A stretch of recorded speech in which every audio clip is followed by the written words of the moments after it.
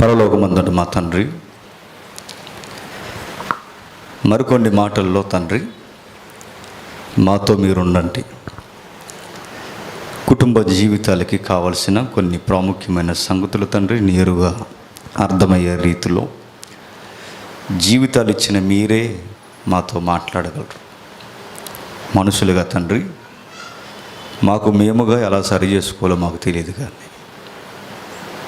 మీ వాక్యానుసారంగా మీ ఆత్మానుసారంగా తండ్రి మేము నడిస్తే మీ మాటలకు తండ్రి మేము చెవియొగ్గి మీ పాదాల చెంత తండ్రి మేము ఒదిగితే కుటుంబ జీవితాలు తండ్రి ఎంత చక్కగా అర్థవంతముగా తండ్రి జీవించగలవో కొన్ని సంగతులు మరికొన్ని మాతో మాట్లాడండి.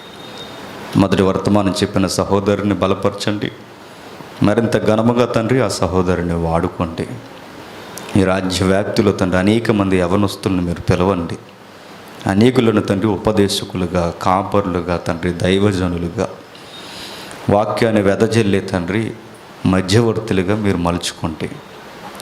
లోకాన్ని సాతాన్ని ఎదిరించి తండ్రి మీ సేవను తండ్రి ఫ్యాషన్గా చేయడానికి తండ్రి అనేక మంది యంగ్స్టర్స్ని మీరు ఆహ్వానిస్తారని కోరుతూ నిలబడిన వారిని, వింటున్న వారిని ప్రత్యక్షంగాను పరోక్షంగాను అందరి హృదయాలు తెరుస్తారని అర్థిస్తూ క్రీస్తునామని ప్రార్థన సమర్పిస్తున్నాం తండ్రి.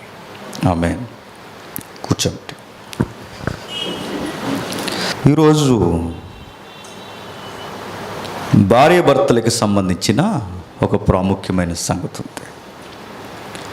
నిజానికి చాలామందికి తెలియాల్సిన విషయాలు.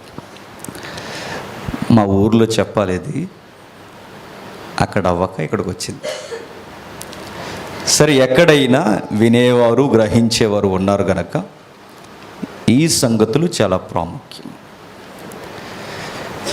సహోదరుడు చెప్పిన సంగతులు తలపోస్తూనే గృహంలో జరుగుతున్న కొన్ని సంగతులు కూడా మనం కలిసి ఆలోచిద్దాం. ఓ పదాన్ని చూద్దాం. ఆ సెకండ్ ఇమేజ్ ఒకసారి ప్లే చేయండి. బ్లూ. ఓకే, సెంటర్లో ఒక వర్డ్ ఉంది చూడండి. ఏంటది?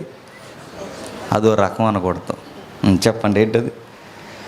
Domestic violence. తెలుగులో గృహహింస అని వెంటనే మీకు ఇమేజ్లు వచ్చేస్తాయి. ఇప్పుడు గృహహింస అనగానే అబ్యూజ్కి గురవుతున్నది ఎవరు? టక అని చెప్పేస్తారు సొసైటీలో. గృహహింసకి గురవుతున్నది ఎవరు? ఎవరు ఎవరు పోనీ నేను అడుగుతున్నాను. పోనీ గృహహింస అంటే ఏంటో తెలుసా? పెళ్ళి అవ్వలేదు ఎవరికైనా? పెళ్ళి అయితే తెలుస్తుంది. పెళ్ళి అయిన వాళ్ళు బాగా వినాలండి ఇవన్నీ. ఎందుకంటే సొసైటీ యొక్క వ్యూ వేరు, బైబిల్ పట్టుకున్న బిలీవర్స్ యొక్క వ్యూ వేరు, లోకం చూసే దృష్టికోణం వేరు, దేవుని పిల్లలు చూసే దృష్టికోణం వేరు. లోకం ఎన్నో పదాలు నేర్పిస్తుంది, అర్థాలు చెబుతుంది, ఎన్నో సూక్తులు చెబుతుంది. దాని దగ్గర సొల్యూషన్ ఉండదు.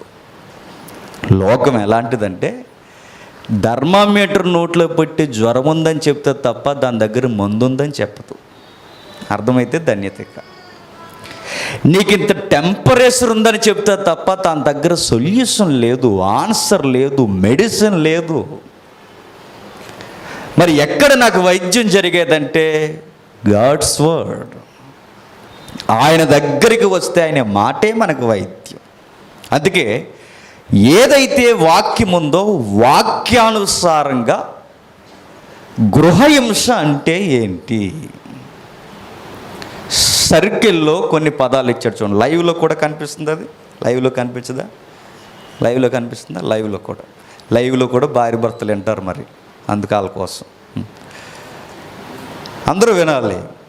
మీరు వినాలి, నేను వినాలి, మిమ్మును చేసుకున్న వారు వినాలి. చెప్పండి, ఇక నన్ను చేసుకున్న వారు వినాలి. ఒక్క మాటలో చెప్పాలంటే అందరూ ఈ మాటలు వినాలి. ఒక తెలియని శాప కింద నీరులా కుటుంబాల్లో జరుగుతున్న తంతు ఈరోజు తెర మీదకి రాబోతుంది. ఒక తెలియని అలవాటు పడిపోయి మనకు తెలియకుండానే గృహాలలో జరుగుతున్న ఒక వైలెన్స్ మనకు తెలియాలి, హింసాకాండం మనకు తెలియాలి. అలాంటిది ఏమి ఉండదండి. మీరు అంత పెద్ద పదాలు ఏం వాడేకండి. కుటుంబాలు అలాంటివన్నీ కామనే, రొటీన్గా జరుగుతాయని సర్దుకుని కప్పుకునే ప్రయత్నాలు చేయొద్దు. చూద్దాం ఒకసారి బైబిల్ దగ్గరికి వెళ్ళి కొన్ని పదాల దగ్గరికి మనం వద్దాం. కొలస్సీలకు రాసిన పత్రిక, ఆ ఇమేజ్ అలానే ఉంచండి. కొలస్సీలకు రాసిన పత్రిక 3వ అధ్యాయం, కొలస్సీలకు రాసిన పత్రిక 3వ అధ్యాయం 18-19. మీ భర్తలకు విధేయులయుండుడి, ఇది ప్రభువును బట్టి యుక్తమై ఉన్నది. భర్తలారా మీ భార్యలను ప్రేమించుడి. చిన్న అనౌన్స్మెంట్ చేస్తున్నాను నేను. ప్రత్యక్షంగా పరోక్షంగా వింటున్న వారు ఎవరైనా భార్యలకి భర్తలకి అర్జెంటుగా ఈ మెసేజ్ వినిపించండి. చాలా వేగవంతముగా, చాలా వేగముగా ఈ వర్తమానం వినాలి. ఏమని సౌండ్ మనకు వినబడుతుందంటే బైబిల్లో, భార్యలారా మీ భర్తలకు విధేయులయుండుడి, ఇది ప్రభువును బట్టి యుక్తమైనది అని. భార్యలకి తెలివైన పని ఏమని బైబిల్ చెబుతుంది? అక్కడే ఉంది. యుక్తం అంటే ఏంటి? తెలివైనది అని. ఒక స్త్రీకి, ఒక పెళ్ళైన స్త్రీకి ఈమెకు తెలివితేటలున్నాయి, ఈమె యుక్తి కలిగిన స్త్రీ, ఈమె ఉదార స్వభావం కలిగిన స్త్రీ అనడానికి ఆమె దగ్గరుండే మార్క్, బెంచ్ మార్క్ ఏంటి చెప్పాలి? విధేయత. అంతే. ఇక ఈమె తెలివైనది అని ఒక గృహిణి అనడానికి బైబిల్ ఏమని మాట్లాడుతుందంటే విధేయత. విధేయత ఉన్న స్త్రీ చెప్పండి, తెలివైనది అన్నాడు. తెలివైన స్త్రీ విధేయత చూపిస్తుంది అన్నట్టు. మరో మాట రివర్స్లో నేను అడుగుతున్నాను. భార్యలారా మీ భర్తలకు విధేయులయుండుడి అని అన్నాడంటే, మరలా విధేయులయుండుడి అని అన్నాడంటే దానికి క్వైట్ ఆపోజిట్ యాటిట్యూడ్ ఏంటి చెప్పండి? ఉండరని. అంతే. ఇక సీరియస్గా మాట్లాడుకుంటే స్టార్టింగ్లో ఉంటారు. ఏ స్టార్టింగ్లో? పెళ్ళైన స్టార్టింగ్లో బుజ్జి కొంచెం మంచినీళ్ళు తేమ్మా అనగానే బిందె తెచ్చడానికి రెడీ అయిపోతుంది. ఆఫ్టర్ 3 years తర్వాత మంచినీళ్ళు అన్న తెస్తావు, ఎందుకు అలా అరుస్తావు అంటారు. మీకు ఆ వేరియేషన్ తెలియాలి. నవ్వుతున్నాం కానీ ఫ్యామిలీ విషయాలు గుర్తుపెట్టుకోండి. ఇవి సమాజంలో, ఫ్యామిలీస్లో తెలియకుండా జరుగుతున్న ఒక హింసాకాండ. వైలెన్స్ అంటే అనుకుంటారు కొట్టేయడం, గుద్దేయడం, లోపలకు తోసేసి గడలు పెట్టేయడం, ఈట్ చేయడం, సిగరెట్లతో కాల్చేయడం. ఇది మాత్రమే కాదు వైలెన్స్. చిట్టా పోగేసుకుంటే చుట్టాలతో సహా మాట్లాడుకోవాల్సిన విషయం ఏంటి చెప్పిన, ఇదంతా వైలెన్స్ కిందకే వస్తుందని యుఎస్ గవర్నమెంట్ స్టేట్మెంట్ ఇచ్చింది. ఏ government? USA, United States of America. 52 రాష్ట్రాలు సుమారుగా, నేను చదువుకున్నప్పుడు ఎన్ని ఉన్నాయి నాకు తెలియదు, 52 రాష్ట్రాలు కలిస్తే ఒక దేశం. అంత పెద్ద రాష్ట్రాలు కలిగిన ఒక కూటమి సర్వే చేసిందంట ఫ్యామిలీ మీద. సర్వే చేసి వాళ్ళు లేవనెత్తిన పాయింట్స్ ఏంటంటే, ఇదిగో గృహహింస సమాజంలో జరుగుతుంది. ఎక్కువగా సొసైటీ కుప్పకూలిపోవడానికి కారణం ఏంటంటే ఫ్యామిలీస్ రోజు రోజుకి వీక్ అవుతున్నాయి. ఫ్యామిలీస్ ఎప్పుడైతే వీక్ అవుతాయో సొసైటీ ఏమవుద్ది? బెండ్ అయిపోద్ది. సొసైటీ బెండ్ అవుతే కంట్రీ ఏమవుద్దంటే అన్ని విధాలుగా నష్టపోతుంది. అంటే ప్రధానంగా మనం కేంద్రీకరించాల్సింది ఎక్కడంటే ఫ్యామిలీస్ మీద అని యుఎస్ సర్వే నిగ్గు తెలిసి కొన్ని పాయింట్స్ లేపిందండి. అవి ఇంగ్లీష్లో ఉంటాయి, నేను తెలుగులో చెప్తాను. కాస్త ఇంట్రెస్ట్ ఉన్న వాళ్ళు అక్కడ ఒక లుక్ వేసి నేను చెప్తున్న వాటి మీద ఒక లుక్ వేయండి. డీలోకేనా? ఓకే, నువ్వేయమ్మది ఒకసారి. ఓకే, చూడండి. నీ జీవిత భాగస్వామిని గూర్చి లేదా నీవు జీవిత భాగస్వామిగా ఉన్నప్పుడు నీ యాటిట్యూడ్ ఏంటి?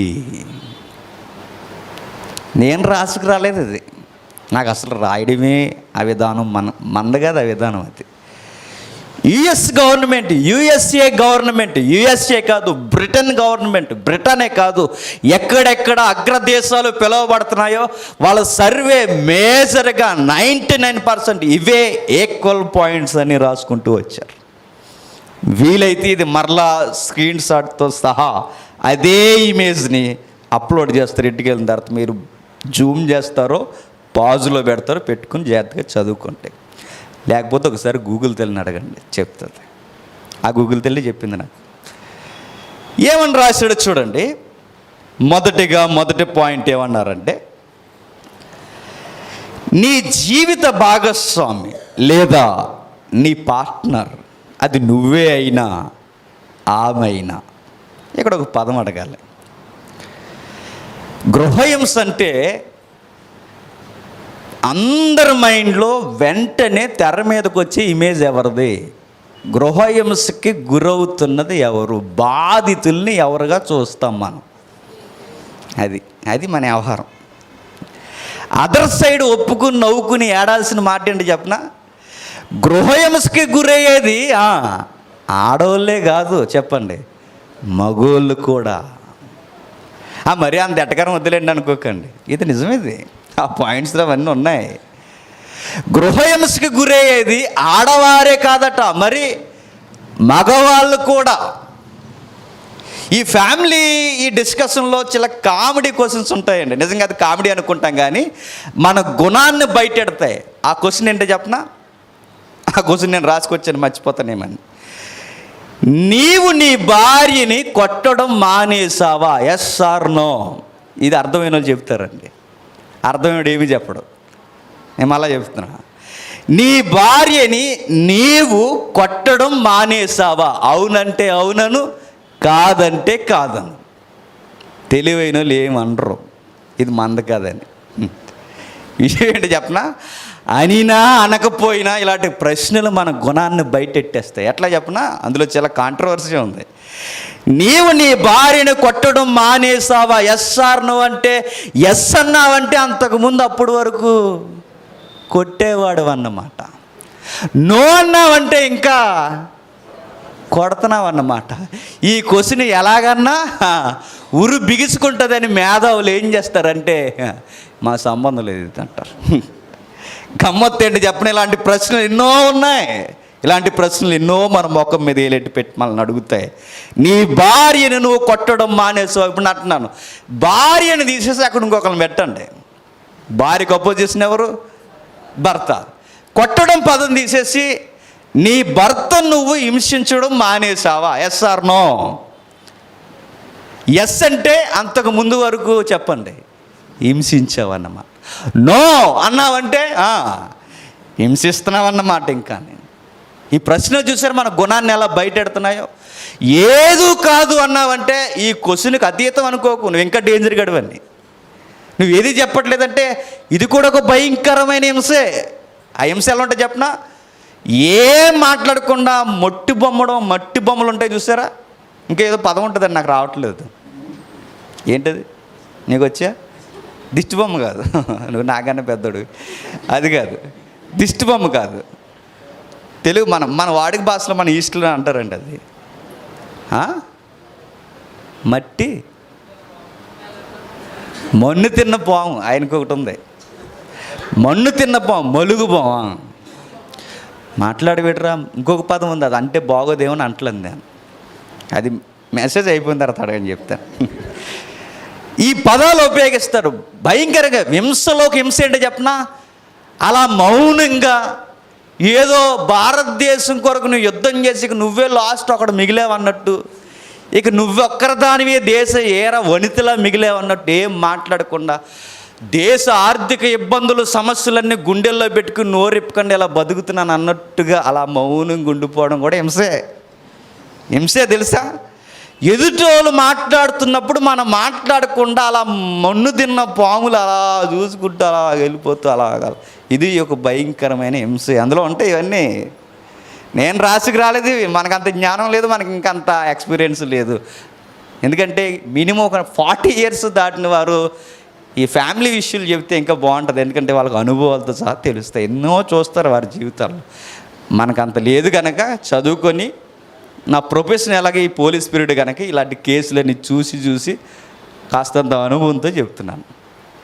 మొదటి పదం క్వశ్చన్ అయిపోయిన తర్వాత, నిజానికి గృహహింస అనగానే మన మైండ్లోకి తట్టే పదాలు ఏంటి చెప్పండి. కొన్ని మీరు చెప్పండి. పోనీ ఫస్ట్ కొట్టడం. గృహహింస అనగానే ఏమనుకుంటాం?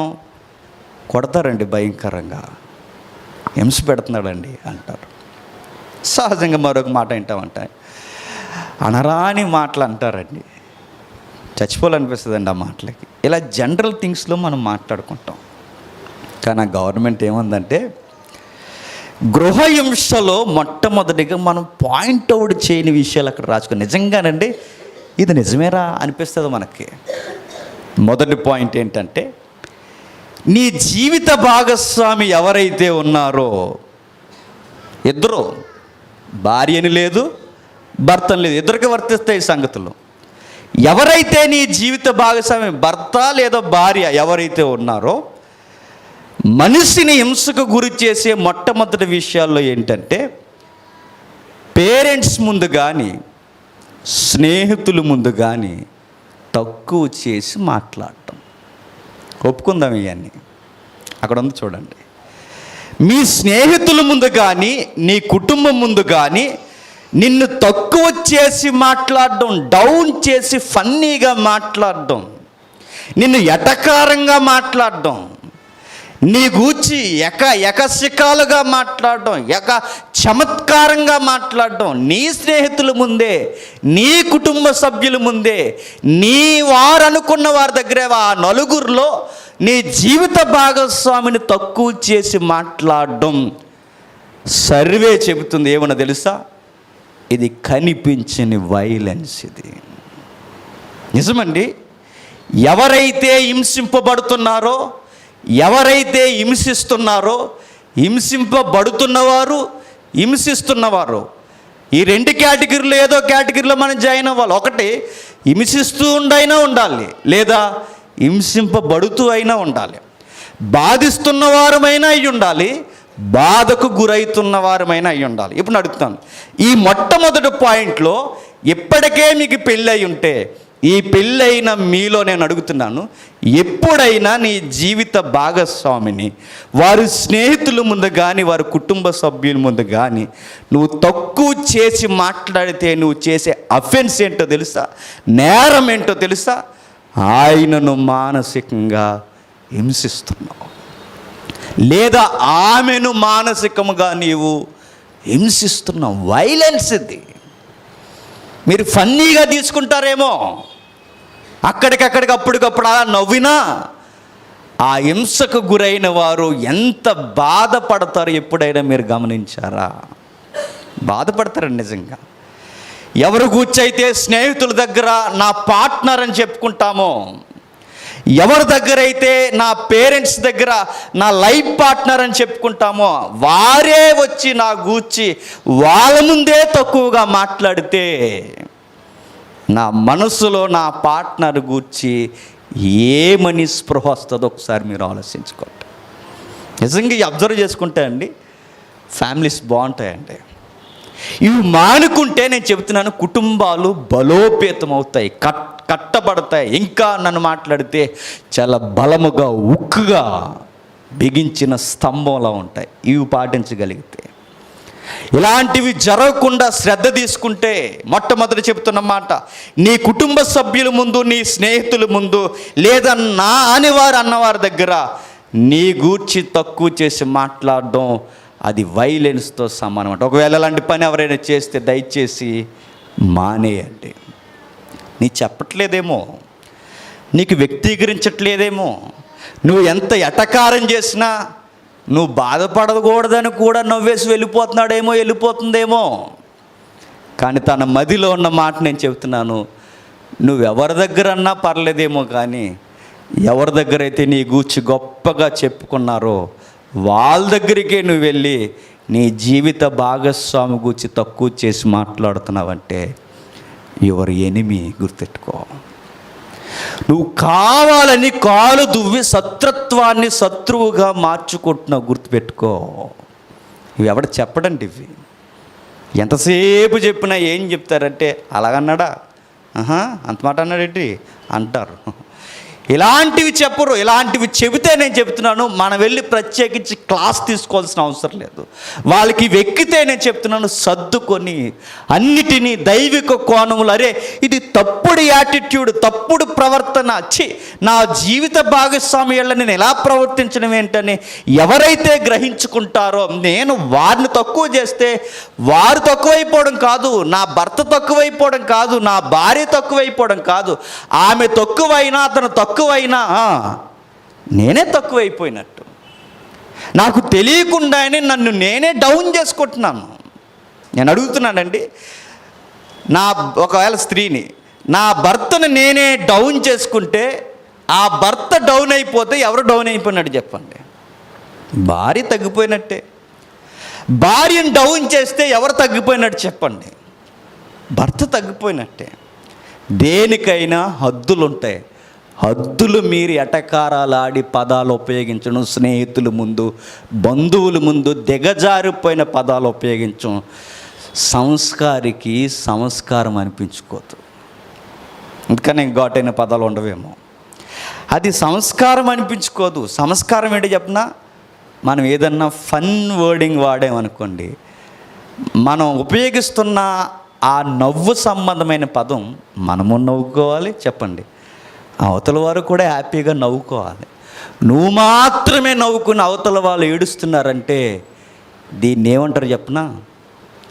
పైచాచిక ఆనందం అంటారు. దీన్ని పిశాచితత్వం అంటారు. ఎదుటి వారిని తక్కువ చేసి బాధపడి ఆనందిస్తున్నావంటే నువ్వు పెద్ద సాతానుగాడివి, సాతాను దానివి, అంతే. ఇంతకన్నా ఘాటైన పదాలు ఉండవేమో. ఇవి ఎక్కడో కాదండి, ఈ బయటి కుటుంబాల్లోనే కాదు. బాధ ఏంటంటే క్రిస్టియన్ ఫ్యామిలీస్లో కూడా ఈ యాటిట్యూడ్ ఉంది. ఈరోజు ఉందా లేదా చెప్పండి? ఉంది. చర్చికి పోతున్న భార్య భర్తల దగ్గర కూడా ఇవి ఉన్నాయి. అందుకే మాట్లాడుతున్నాడు రెండో పాయింట్లో. మొదటిది ఏం చూసాం మనం? మొదటి పాయింట్ చెప్పండి. నీ స్నేహితుల ముందు కానీ, నీ కుటుంబ సభ్యుల ముందు కానీ తక్కువ చేసి మాట్లాడు నీ జీవిత భాగస్వామిని. అది చట్ట ప్రకారం లేదా నీ వ్యక్తిత్వం ప్రకారం నీకు అర్థం కాకపోయినా అది నేరం, హింస, వైలెన్స్. రెండో మాట ఏంటంటే, జీవిత భాగస్వామి ఎవరైతే ఉన్నారో, ఎందుకు ఈ పదం ఉపయోగిస్తుందంటే, జీవిత భాగస్వామి అంటే ఇద్దరు వస్తారు. ఎవరు? భార్య వస్తుంది, భర్త వస్తుంది. ఇందులో ఒకరిని హైలైట్ చేసాం అనుకోండి, ఇటు నుంచి మహిళా సంఘాలు లెగిస్తారు, అటు నుంచి ఇంకెవరు లెగిస్తారు చెప్పండి? పురుష సంఘాలు లెగిస్తాయి. జేమ్స్ గడికి పని పట్టలేదు, వీడు చూసారు అన్నీ రెడీ చెప్పుకుంటూ కూర్చుంటున్నాడండి. కానీ మందగాది వ్యవహారం ఇది అందరి వ్యవహారం ఇది. అందుకే అందరికీ ఉంది. గృహహింస అనే మళ్ళీ అంటున్నాను, గృహహింస మీకే కాదు, మీకు కూడా ఉంది. నీకు అవ్వలేదు లేరా, మీకు కూడా ఉంది. ఉంటుంది అందరికీ హింసకాండ ఒక్కొక్కడికి ఒక్కో యాంగిల్లో హింస ఉంటుంది అన్నమాట. హింసకి క్లాస్గా మాట్లాడుకుందాం, వైలెన్స్ ఉంటుందండి, అందరికీ ఉంటుంది. రెండో మాట, నువ్వు సాధించిన విజయాలను తక్కువ చేసి మాట్లాడడం కూడా వైలెన్స్. ఇంకో బాటిల్ ఆయన తాగేసాడు. రెండో మాట ఏంటంటే, నీ భార్య, నీ జీవిత భాగస్వామి భర్త నువ్వు సాధించిన విషయాలను తక్కువ చేసి మాట్లాడను. ఎలాగంటే అది భర్త ప్రౌడ్గా చెప్పుకుంటాడు, ఆ కప్పు ఎవరు తెచ్చారనుకుంటున్నావు, ఆటక మీద అటు నుంచి మూడోది ఆ రోజుల్లో అని మొదలెడతాడనమాట. అది కూడా ఆ సీల్డ్ ఎవరు అనుకుంటున్నావు, ఆ రోజుల్లో ఎలా ఉండేవాడిని అనుకుంటున్నావు నేను. బెల్ట్, ఏ బెల్ట్? Black belt. ఆ బెల్ట్ మందే, అది మందే, ఇది మందే. ఇంకా రేపు పొద్దున్న ఇంకొకటి ట్రై చేస్తున్నాను, అది కూడా నాదనగానే సర్రని వచ్చేస్తుంది. ఎవరు చెప్పండి? మీ ఎనిమి వచ్చేసి మొదలెట్టావా వైలెన్స్. చూడండి ఎలా ఉంటుందో. సాల్లండి వచ్చిన వాళ్ళందరికీ చెబుతారు, ఆ కప్పు నాది, ఆ బెల్ట్ నాది, అది నాది, ఇది నాది, ఇది నాది. మనం ఏదైతే ప్రౌడ్గా చెప్పుకుంటామో, మనం ఏ విజయాల గురించి అయితే గొప్పగా చెప్పుకుంటామో, వాటిని తుస్సుమని గాలి తీసేస్తే దాన్ని ఏమంటారు? ఆడేం అనలేడు, ఇక నువ్వు ఉండవే అంటాడు. అయినా ఉండదు. అయినా ఎంత చూడండి. ఇప్పుడు అపోజిషన్కి వెళ్దాం. ఆవిడకి కూడా కప్పులు ఉంటాయి కదా, ఏమిటి ఆ కప్పు ఎవరిది అనుకుంటున్నారు? ఆ రోజుల్లో ఆయన మొదలెడు. ఈ లోపల ఈయన వస్తాడు, ఏ కప్పు అని అడుగుతాడు. ఆ కప్పు నేనే తెచ్చాను, ఆ రోజుల్లో మా స్కూల్ మొత్తం మీద నేనే బాగా చదివానని మా హెడ్ మాస్టర్ ఇచ్చాడు అంట. అక్కడ కూడా నాకే ఇచ్చారు, సెటిల్ ఆడితే ఇచ్చానని. ఇలా ఏదో చెబుతారు. ఈ లోపల మొదలెట్టిందా అంటాడు. అలా అన్న తర్వాత చాలులే, ఆ కప్పు టీ తాగడానికి కూడా పనిచేయదు, నీ కప్పు అనగానే వెంటనే ఆమెకి ఎలా ఉంటుంది చెప్పండి?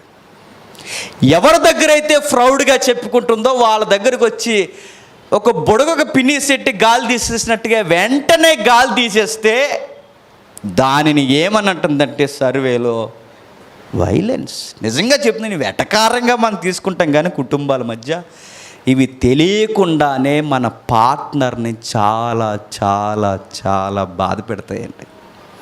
చాలా బాధ పెడతాయి. ఎంత బాధ పెడతాయంటే, ఏడుసావులే, చెప్పావులే, ఇక చాలులే, ఇక ఆపులే. ఈ పదాలు విన్నారు లేదా కుటుంబాల్లో?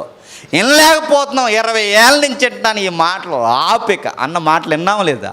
విన్నాం. ఇవన్నీ నేను అడుగుతున్నాను, ఎంత కామెడీగా ఒక మాస్టర్ దగ్గరికి కానీ ఒక ఎవరైనా సుపీరియర్ ఆఫీసర్ దగ్గర కానీ మనం వెళ్ళినప్పుడు ఆయన అంటే మనకు చాలా భయం, ఆయన అంటే చాలా గౌరవం. సడన్గా ఆయన మనతో కొన్ని విషయాలు పంచుకునేసరికి ఆవిడ సడన్గా టీ ఎట్టుకుని వచ్చి మొదలెట్టాడా అని అంటుంది. ఇటు ఆయన అంత గౌరవిస్తున్నాం, అంత ప్రేమిస్తున్నాం, అతనికి అంత వెయిట్ ఇస్తున్నాం. అంత వెయిట్ ఇస్తున్న టైంకి ఈమె అడ్డంగా వచ్చి ఆ వింటున్న వాడికి ఆ శ్రోతకి పోసింది చెవిలో, ఏమని? ఫోన్ రాలేదా నీకు ఇంకా అని.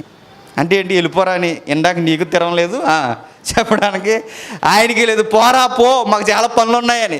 ఇది ఎలా ఉంటుంది చెప్పండి? చాలా విడ్డూరంగా. ఇవన్నీ నేను రాసుకు రాలేదండి, మరలా నేను చెప్తున్నాను. USA సర్వే 3వ మాట డిసిషన్స్ అనే పదం ఉంది చూడండి, నిర్ణయాలు. ఈ మాటలు వినబడతాయండి చాలా దిక్కున. ఈరోజు మన కుటుంబం ఎలా అయిపోయిందంటే, ఈరోజు మన కుటుంబ వ్యవస్థ ఎలా అయిపోయిందంటే, కేవలం నువ్వే ఆ రోజు నువ్వు తీసుకున్న నిర్ణయం వల్లనే ఈరోజు ఇలాగ అయిపోయావు. నీ బతుక్కి ఎప్పుడైనా సరైన నిర్ణయం తీసుకున్నావా? నేను చెబుతూనే ఉన్నాను ఈ నిర్ణయం తీసుకోవద్దని, నేను చెబుతూనే ఉన్నాను ఇది వద్దని, నేను చెబుతూనే ఉన్నాను ఈ ఆలోచన నీకు వద్దని, అయినా వినకుండా తీసుకున్న ఈరోజు ఇలా అయిపోయింది మన ఫ్యామిలీ. నేను అడుగుతున్నాను, నీ బతుకులో ఎప్పుడైనా సరైన నిర్ణయం నువ్వు తీసుకున్నావు వచ్చి అని నీ పార్ట్నర్ నువ్వు అంటే, అకార్డింగ్ టు US సర్వే ఏమంది చెప్పండి?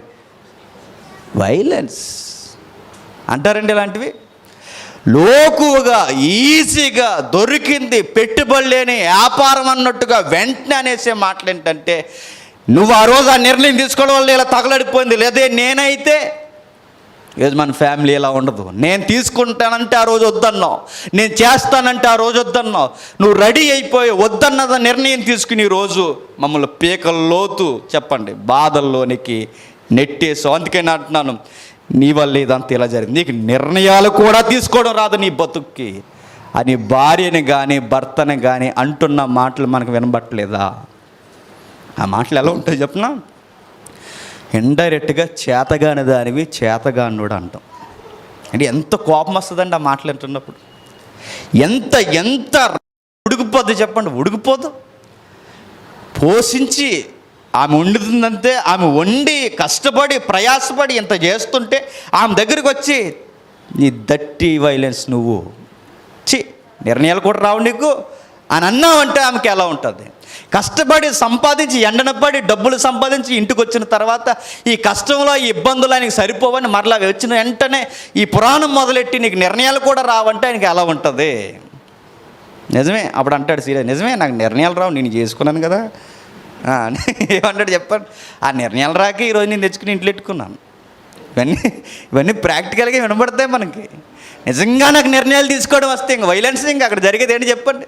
నిజంగానే నాకు నిర్ణయాలు తీసుకోవడం వస్తే నేను చేసుకోను. నేను నిజంగా నాకు రాదు, నువ్వు అన్నట్టే నాకేం రాదు, నేను సరిపోయింది. ఇక నాకు నిర్ణయాలు రావు, నాకు రాకే నేను చేసుకుని నాకు నిర్ణయం వస్తే డాక్టర్నా యాక్టర్నా చేసుకుందును, నేను చేసుకున్నాను నేను.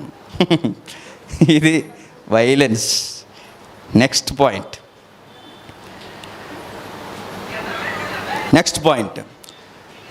తాను అనుకున్నది జరిగే వరకు మీ పార్ట్నర్ లేదు నువ్వే తాను అనుకున్నది జరిగే వరకు ఏదొక విధముగా బ్లాక్మెయిల్ చేయడం. బ్లాక్మెయిల్ అంటే ఏదో ఒక విధంగా చేయరా, అయితే వెళ్ళొద్దంటారా? సరే సాయంత్రం ఏముండుతానో చూద్దురు కానీ బ్లాక్మెయిల్. నీకు అర్థమైందా? ఈడంటాడు అన్నమాట అటు నుంచి, చెయ్యు కదా, సరే వచ్చేవారు మీ అమ్మగారి ఇంటికి వెళ్తా అంటున్నావు కదా, చూద్దాం. దీన్ని ఏమంటారు?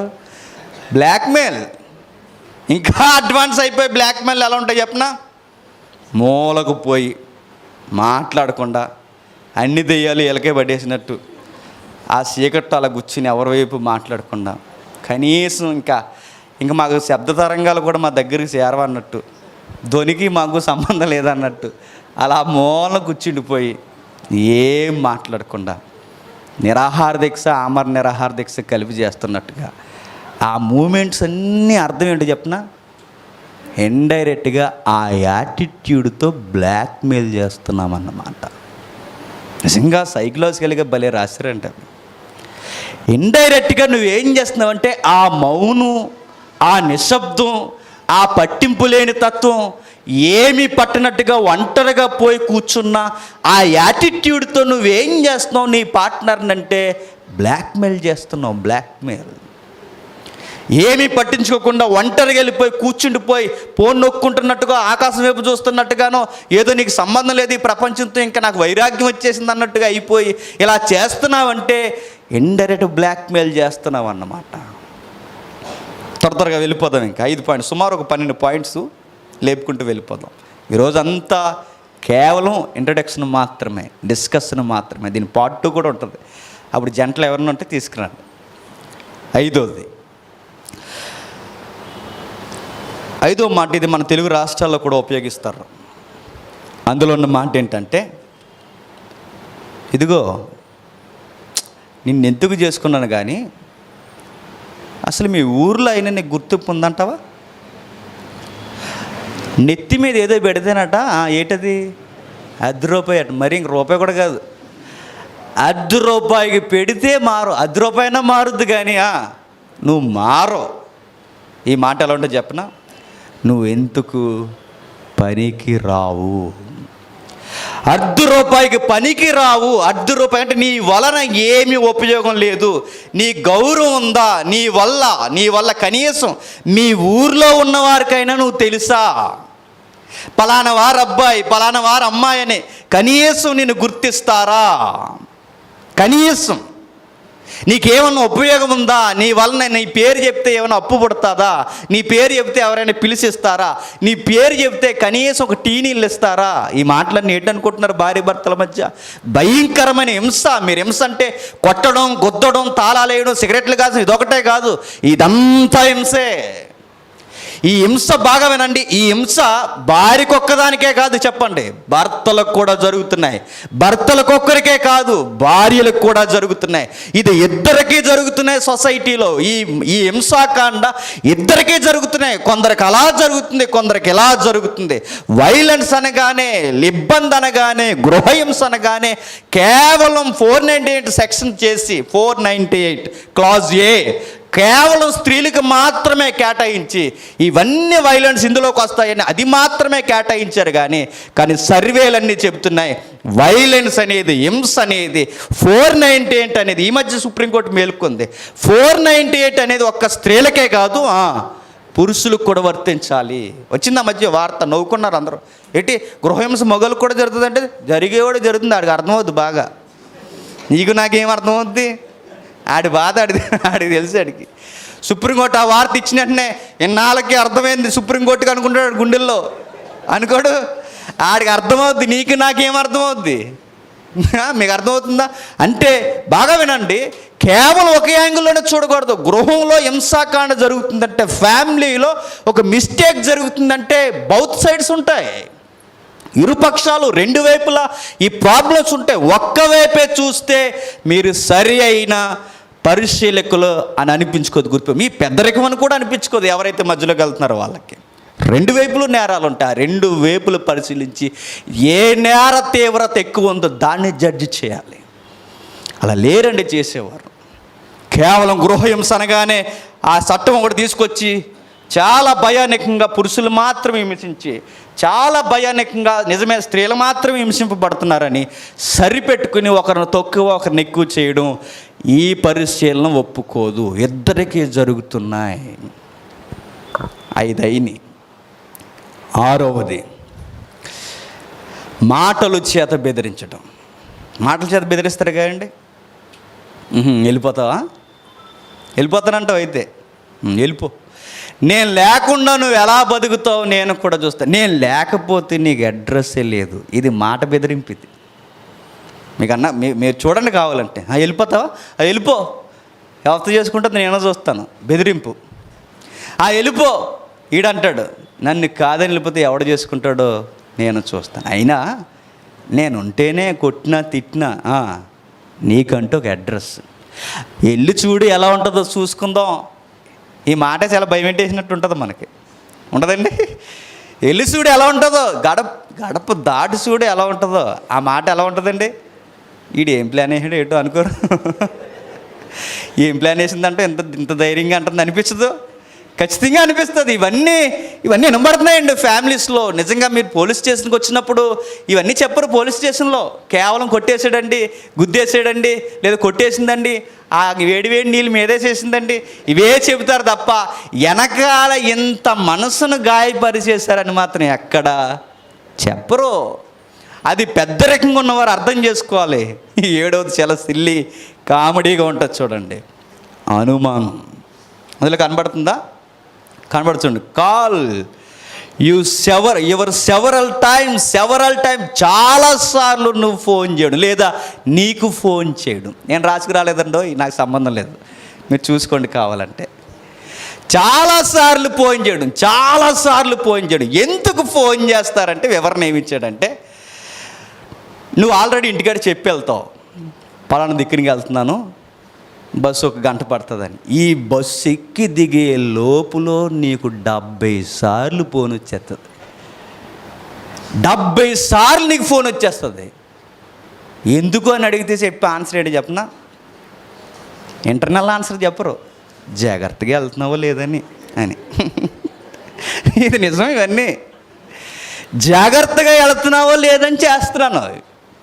కానీ విషయం ఏంటి చెప్పిన అనుమానం, ఆ బస్సు ఎక్కుతానని ఇంకో బస్సు ఎక్కేసి కానీ అలాగే వెళ్ళిపోతున్నావేమో అని, ఈ గంట టైంలో నువ్వు ఎక్కడికో వెళ్ళిపోతావేమని నాకు అనుమానం ఉందని చెప్తే అంటావని. అలా అనకుండా చేసే వైలెన్స్ ఏంటంటే, ఏదో నీ బాగు కోరుతున్నట్టు. జాగ్రత్తగా వెళ్ళావా? శానిటైజర్ రాసుకున్నావా?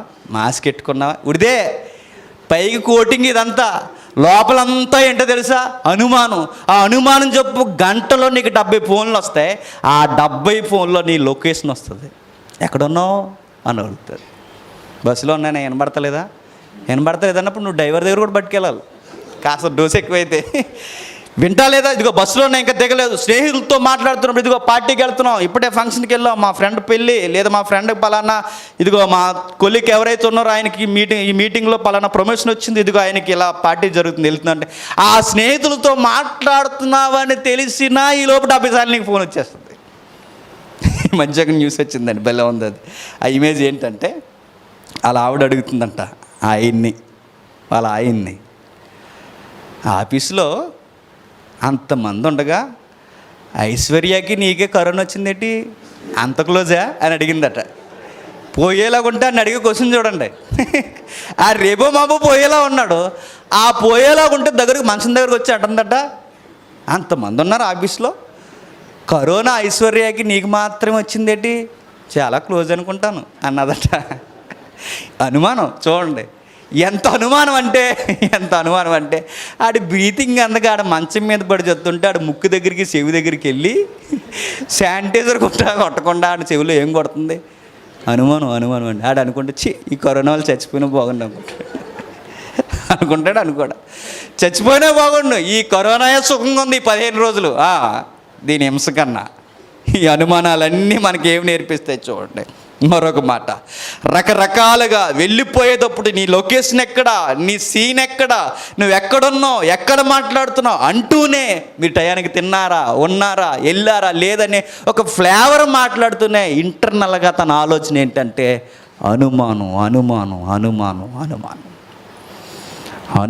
అనుమానించడం కూడా చెప్పండి, భర్తకైనా భార్యకైనా గృహహింస చాలా పాపం అండి, గుర్తుపెట్టుకోండి. హద్దులు ఉంటాయండి దేనికన్నా. ఎటకారంగా అనుమానించుకున్నారనుకోండి కామెడీగా ఉంటుంది. ఒక ఆయన అనుమానింపబడుతున్నాడు భార్య చేత. ఆయన అన్న మాట ఏంటంటే, నువ్వు అనుమానించావు కానీ కొంచెం ప్రౌడ్గానే ఉంది నాకు అన్నట్టు. అని అడిగితే, నన్ను కూడా అనుమానిస్తున్నావంటే నాకు కూడా ఫ్యాన్స్ ఉన్నారన్నా అన్నాడు ఆయన. అలా కామెడీగా ఉంటే పర్లేదు, కాస్త ఫన్నీగా ఉంటే పర్లేదు. అనుమానించే కానీ నాకు కూడా ఫ్యాన్స్ ఉన్నాను ఫీల్ నీ లెక్క, నీ దృష్టిలో నేను హీరోలో ఉన్నా, నాకు చాలు నాకు అనుకున్నాడు. విషయం ఏంటంటే ఏదన్నా సరదాగా ఉన్నప్పుడు పర్లేదండి, ఇది సీరియస్గా అయ్యి నిజంగానే అనుమానాలు పెట్టుకుంటే నేను చెప్తున్నాను, తిన్న తిండి వంట పట్టదు, నిద్ర పట్టదు, మనశ్శాంతి ఉండదు, సంపాదన ఎందుకో ఉండదు. ఒక్క మాటలో చెప్పాలంటే అసలు మీరు సంసారం అనే ముసుగులో భార్య భర్తలుగా ఉన్నారు తప్ప మీ ఇద్దరి మధ్య సఖ్యత సమాధానం లేక నడుస్తున్నది ఏంటంటే వైలెన్స్, హింస, ఒకరిని ఒకరు అనుమానం పేరుతో హింసించుకుంటున్నారు. ఇదంతా భార్య భర్తలకు సంబంధించే, లవర్స్ కానీ అప్లై చేసుకుంటారు. ఇదంతా భార్య భర్తలకు సంబంధించే. భార్య భర్తలుగా మీ మధ్య ఉండకూడనిది ఏంటంటే అనుమానం ఉండకూడదు. నమ్మవాయన్ని పెళ్ళిలో నమ్మావు ఆమెనైనా ఆయనైనా ఇక చచ్చే వరకు ఎడబాయనని నమ్మావు. నా శరీరాన్ని, నా మనస్సును, నా ఆలోచన ప్రతిదీ నీకే అంకితమని ఆమె నిబంధన చేసింది, ఈయన నిబంధన చేశాడు. బైబిల్ అనుసారంగా విశ్వాసులుగా కమిట్మెంట్ అయిపోయాం. నీవే నా భర్త, నీవే నా భార్యవి, ఇక నువ్వే చచ్చేంత వరకు వేరొకరు లేరని ఆ కమిట్మెంటు నీకున్నప్పుడు నీ జీవిత భాగస్వామి ఒకవేళ రాంగ్ వేకి వెళుతుందంటే ఆమెకి అవకాశం నేనే తెలియకుండా ఇస్తున్నానేమన్న చెకింగ్ కూడా మనం చేసుకోవాలి. అండ్ ఎప్పుడండి తప్పుడు మార్గం ఎప్పుడు పడతారు చెప్పండి. ఎంతసేపు నువ్వు ఉద్యోగం అని చెప్తే తనకు టైం కేటాయించకపోతే తన మనసులో నేను అనకూడదు ఈ మాట. ఎంతసేపు సంపాదన, ఉద్యోగం, టూర్లు అవి ఇవన్నీ తిరిగితే తనకు టైం కేటాయించాల్సిన టైం నువ్వు కేటాయించకపోతే ఆమె పొరపాటున ఆమె ఎక్స్ప్రెస్ చేసేవి లేదా నీ నుండి ఎక్స్పెక్ట్ చేసేవి తనకి దక్కకపోతే ఈ మధ్యలోకి ఎవరైనా వచ్చి తనకిష్టమైన ఫ్లేవర్ని ఎవరైనా మాట్లాడినా చూపించినా ఆమె ఖచ్చితంగా లేదా తన ఖచ్చితంగా ఏం చేస్తాడో తెలుసా, తన మార్గం అటువైపుకి వెళ్ళిపోతాడు. భార్య అయినా భర్త దగ్గర నుంచి భార్య దగ్గర నుంచి కోరుకునేది ఏంటంటే, వాళ్ళిరువురు కోరుకునేది ఏంటంటే వాళ్ళ ప్రేమను చాలా బ్యూటిఫుల్గా పొందాలనుకుంటారు. బ్యూటీ అంటే ఒక పదం వచ్చింది. ఎప్పుడు గుర్తుపెట్టుకుని నేను చాలా మెసేజ్లు చెప్పాను, మరలా చెప్తున్నాను. పెళ్ళికి ముందు ఒకలా, పెళ్ళికి తర్వాత ఒకలా ఉండడానికి వీల్లేదు. పెళ్ళికి ముందు మనల్ని ఏం చూసి అయితే ఇష్టపడ్డారో పెళ్ళి తర్వాత కూడా ఆ ఇష్టం ఇప్పుడు అలాగే ఉండాలి. ఇప్పుడు మా అట్మాస్ఫియర్ ఉందనుకోండి, పెళ్ళికి ముందు బాగుంటాడండి అందుకే చేసుకున్నాను ఆయన్ని, బాగుంటుందండి అందుకే చేసుకున్నానండి. ఆ యాటిట్యూడ్, ఆ బ్యూటీనెస్ నీలో చూశాడు. పెళ్ళైన తర్వాత ఏమవుద్దో తెలియదండి. వెంటనే టవల్ కట్టుకుని జబల బనేలు వేసి తిరుగుతాడు, అలా తిరుగుతాడు. నువ్వు ఇలా తిరిగితే నీకు ఓకే చెప్తున్నా. అప్పుడు నువ్వు ఇలాగే టవల్ కట్టుకుని జబల బనేలు వేసుకుని ఇంట్లో ఉన్నంతసేపు ఆ నెక్కరో ఏదో తగలడుతుంది, అది వేసుకుని నువ్వు ఇలాగే ఆ పెళ్ళికి ముందు తిరిగితే నీకు ఓకే చెప్తుందా? ఆ నెక్కరేసుకునేవాడు నచ్చాడని అంటదా? అస్సలు అనదు. మరి ఎలా అన్నది? ఒక డిగ్నిటీ ఉంది అప్పుడు నీకు. ఆమె చూసే టైంకి ఒక డిగ్నిటీ, ఒక గౌరవపదమైన హుందాతనం ఉంది.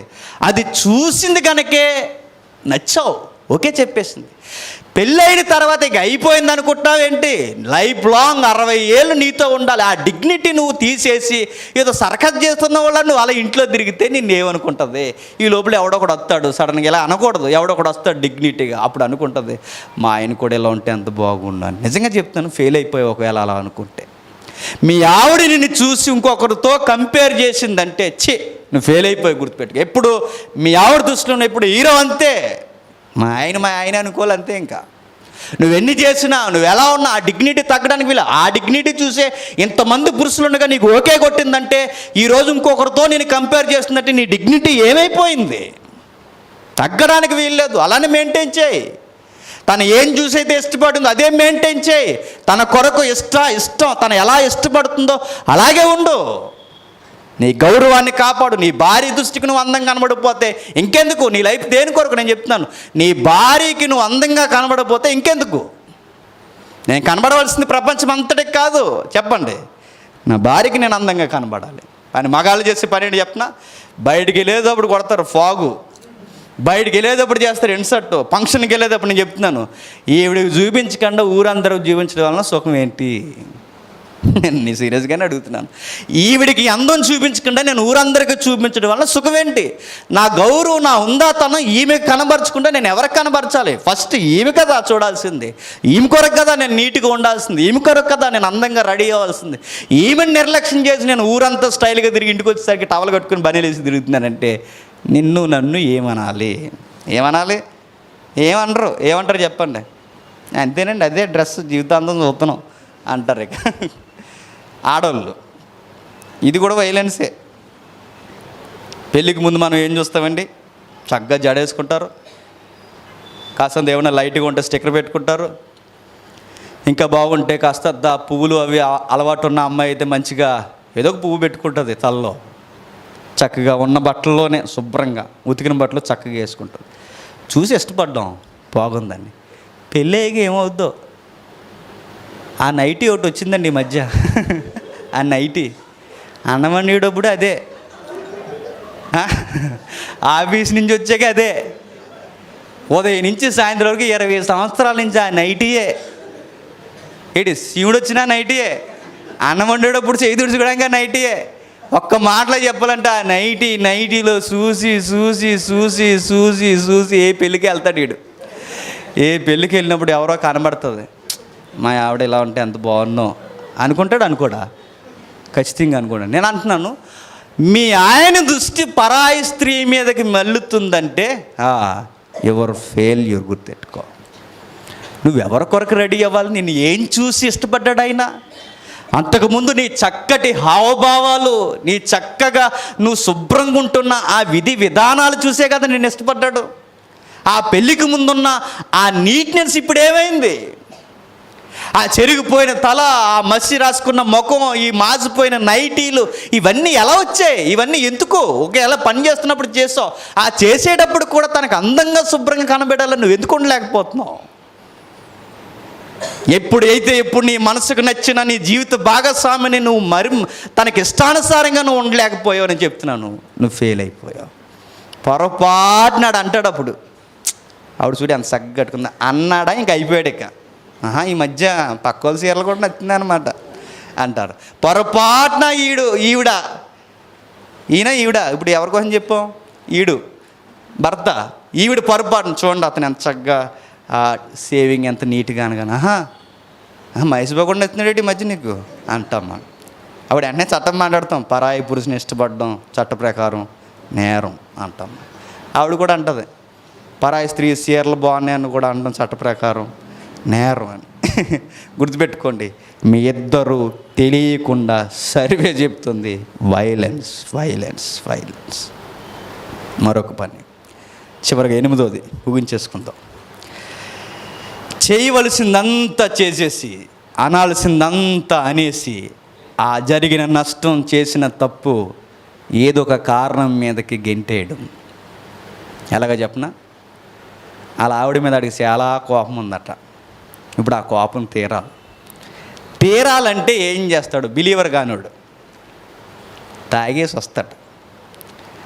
వచ్చి ఆ తాగింది దిగేంత లోపల ఆడికి ఎంత కోపం ఉందో అంతా శివించి చెప్పండి మెత్తగా ఒళ్ళంతా చెప్పండి కొల్లబొడి చేస్తాడు. ఉదయం లేచాక నేరం ఎవరి మీద గింటెత్తాడు తెలుసా? చెప్పండి. నేను కొట్టానా? రాత్రి కొట్టాను నేను. తాగిన మైకుల్లో నాకేమీ ఇవిడిదే ఆడు కొట్టడానికే తాగొచ్చాడు. నీకు నాకు తెలియంది ఏంటంటే ఆడు నిన్ను కొల్లబొడి చేయాలనే ఫిక్స్ అయ్యే ఆడెళ్ళి ఆ నేరం తాగుడి మీద గెంటేయడానికి తాగొచ్చి ఆ తాగిన మైకులో నాకేమీ తెలియలేదు. పోనీ మనం మనం బిలీవర్స్, మనం ఎవరి మీద గెంటేస్తాం చెప్పనా? ఎందుకు అలా కొట్టావు, ఎందుకు అలాగా నన్ను అలా అన్నావంటే ఆ కోపంలో ఏదో అలాగా ఆడేమో తాగుడు అన్నాడు. ఏలేమంటున్నారు? కోపం ఈవిడిది కదట నేరం, ఈయన కదట నేరం, మరి ఎవరిది? ఆ కోపంలో ఏదో అలా అనేసాను, అలా కొట్టేసాను, ఏదో అలా అనేసాను. ఇప్పుడు అది పట్టుకోవడం వల్ల కవరింగ్ ఇవిడిదే. ఆ కోపం కావాలనే తెచ్చుకున్నాడు, ఆ కోపం కావాలనే తెచ్చుకుంది. అందుకే చెప్పండి నేరం ఎవరి మీద గెడుతున్నారు? కోపం మీదకి. మరి కొంతమంది బ్యాచ్ ఉంటారు, విడ్డూరమైన బ్యాచ్. ఈ మధ్య మెడిసిన్ వాడుతున్నాను కదండి, మెడిసిన్ వాడుతున్నాను కంటే ఏదో తెలియని టెంపర్ వచ్చేస్తుందండి నాకు ఈ మధ్య. ఆ టెంపర్లో అలాగా కొట్టేసాను, అలా ఆ టెంపర్లో అలా తన్నేసాను, ఆ టెంపర్లో అలా కోపం వస్తుంది. అంతా మెడిసిన్ ప్రభావం. నేనైతే మంచివాడినే. చూసారా కవరింగ్లు ఇవన్నీ నేను చెప్తున్నాను. ఇవన్నీ హింసను కవర్ చేసుకోవడం, కోపాన్ని మీద నెట్టేసి తన హింసను కవర్ చేసుకోవడం, తాగుడి మీద గెంటేసి తన హింసను కవర్ చేసుకోవడం, మెడిసిన్ మీద గెంటేసి తన హింసను కవర్ చేసుకోవడం, చెయ్యాల్సిందంతా చేసి చివరిలో ఇలా అంటారు. ఏమనంటే అంతా అయిపోయిన తర్వాత నేనేనా అలా చేసిందని ఒక చిన్న మాట అనేసి ఒక మాట మాత్రం అంటారు. ఏమని తెలుసా? అసలు నేను తాగడానికి కారణం ఎవరో తెలుసా? చెప్పండి. అనేసి కుడేసి తన్నేసి అనేసి మళ్ళీ ఆ తాగడానికి కూడా కారణం ఎవరు తెలుసా? నువ్వే. నా కోపం రావడానికి కూడా కారణం ఎవరు తెలుసా? నువ్వే. ఈరోజు నేను అలా మెడిసిన్ వేసుకున్న ఆరోగ్యం పాడవడానికి కారణం ఎవరో తెలుసా? నువ్వే. ఇదంతా భార్య భర్తల మధ్య చాప కింద నీరులా తెలియకుండా జరుగుతున్న హింస. నవ్వుకుంటున్నాం కానండి, ఇవన్నీ భార్య భర్తలకి చాలా చాలా బాధాకరమైన విషయాలు. ఇది కాస్తంత చాలా భయంకరమైన విషయం. 9వ పాయింట్ ఏంటంటే, కొంతమంది ఆఫీస్కి వెళ్ళిపోతున్నప్పుడు, ఇంటి నుండి వెళ్ళిపోతున్నప్పుడు తాళాలు వేసుకెళ్ళిపోతారు. తాళాలు తెలుసా? ఇది చాలా భయంకరం అండి. ఇది ఫ్రీడమ్ లేకుండా తాను వెళ్ళిపోతూ ఉన్నప్పుడు తాళాలు వేసుకుని లాక్ చేసి వెళ్ళిపోతారు.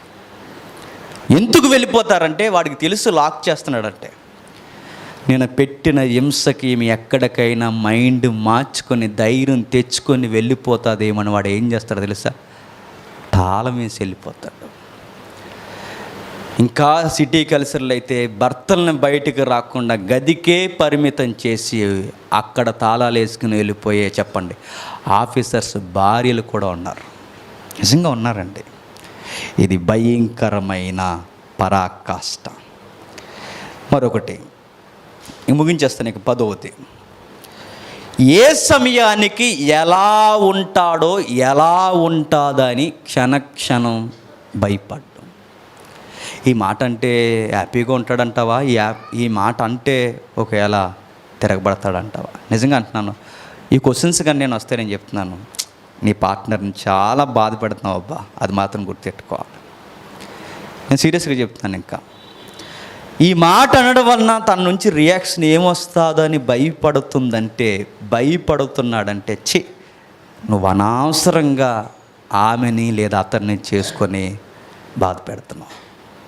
బైబిల్ చెప్తుంది, భర్తనైనా భార్యనైనా బాధ పెట్టడానికి వీల్లేదు, వైలెంట్ చేయడానికి వీల్లేదు, ఎగనెస్ట్గా ఉండడానికి వీల్లేదు. అదే వాడాడు కొలసీ పత్రికలో, ఎగనెస్ట్ అనే పదం వాడాడు.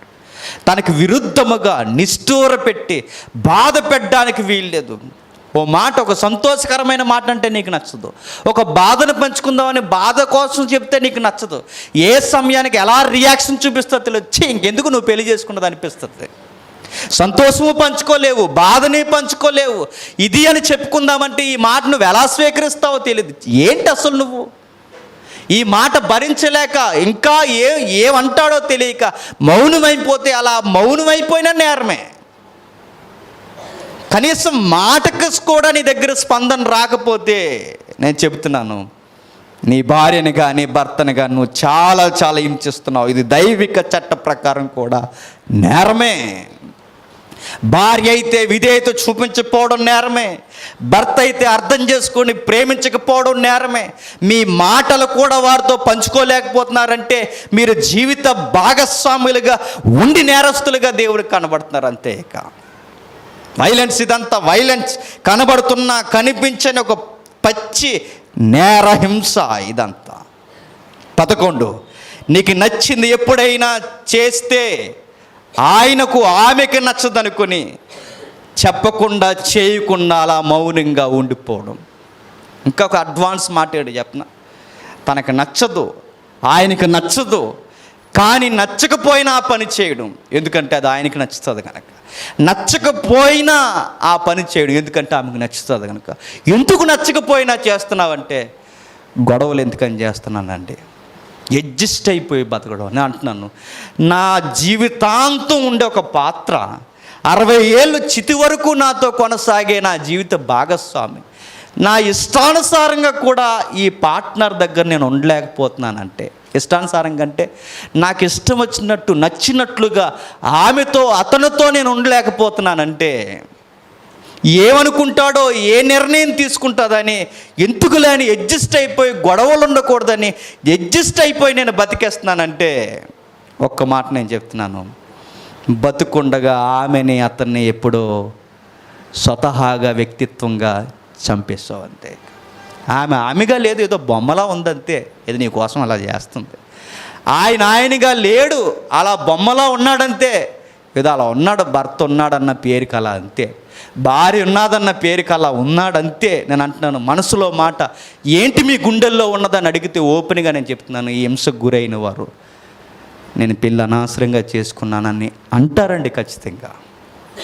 ఆ మాట వాళ్ళ గుండెల్లో నుంచి బయటకు వస్తానని చెప్తున్నాను. నువ్వెప్పుడో నీ జీవిత భాగస్వామిని చంపేస్తావు, వారి వ్యక్తిత్వాన్ని చంపేస్తావు, వారి స్వేచ్ఛను చంపేస్తావు, వారి మాటను చంపేస్తావు. ఒక్క మాటలో చెప్పాలి అంటే వారిని వారిగా కాకుండా వారిని కూడా నువ్వే ఏలేస్తూ అజమాయిషి చేస్తూ ఒక నియంతలా వాళ్ళ మీదకి ఎక్కి పెత్తనం చేస్తున్నావు. అది భార్య అయినా భర్త అయినా. భార్యలు పెత్తనం చేసే వాళ్ళు ఉన్నారు, భర్తలు పెత్తనం చేసే. ఒక మాట నచ్చదండి చాలామందికి, ఏం చెప్పినా నచ్చుతండి, ఏ శుభవచనం చెప్పినా నచ్చదు, బాధ చెప్పినా నచ్చదు. మరి నీకేమి నచ్చుతుంది, మరి ఎందుకు చేసుకున్నావు, ఏమో నచ్చదు అంతే. ఇక అలాంటప్పుడు నేను అడుగుతున్నాను, మీరు దేని పరిధి కిందకు వస్తారంటే చెప్పండి, డొమెస్టిక్ వైలెన్స్ అంతే. ఇక నేరమే నేరమే నేరమే. ఇక చివరిగా 12, మెంటల్గా బెదిరించడం. బ్లాక్మెయిల్కే కాస్తంత పరి అయిపోతాం, మానసికంగా బెదిరించడం. ఎలా అంటే వాళ్ళు ఏదో ఫిక్స్ అవుతారు, అది జరగలేదనుకోండి చెయ్యి కోసుకోవడం. కొంతమంది చెయ్యిలు చూడండి కనబడతాయి, చెయ్యిలు కోసుకోవడం, మెడలు కోసుకోవడం, తాళ్ళు బిగించుకోవడం, బిల్డింగ్ చివరికి ఎక్కడం. వీళ్ళందరూ ఎవరు అనుకుంటున్నారు, భయంకరమైన ఉగ్రవాది మైండ్ కలిగిన వాళ్ళందరూ.